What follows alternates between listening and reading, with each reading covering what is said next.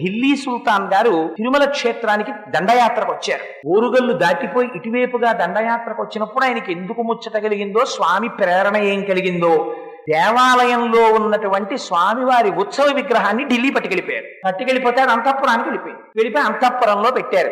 ఢిల్లీ సుల్తాన్ గారి కూతురు ఆ విగ్రహాన్ని చూసింది. ఆ తల్లికి ఏం కనపడిందో అందులో, అబ్బాయి ఎంత అందంగా ఉన్నాడో, స్వామిని రోజు మహమ్మదీయ కుటుంబంలో జన్మించిన జన్మ కారణం కాదండి.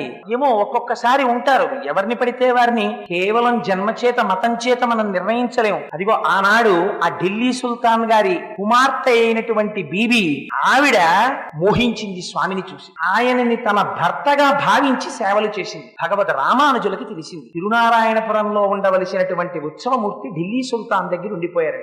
ఢిల్లీ వెళ్లి ఆయన సుల్తాన్ గారిని మెప్పించి ఆ ఉత్సవమూర్తిని తీసుకొచ్చేశారు. ఆ స్వామిని విడిచిపెట్టి ఉండలేకపోయింది ఆయన కుమార్తె.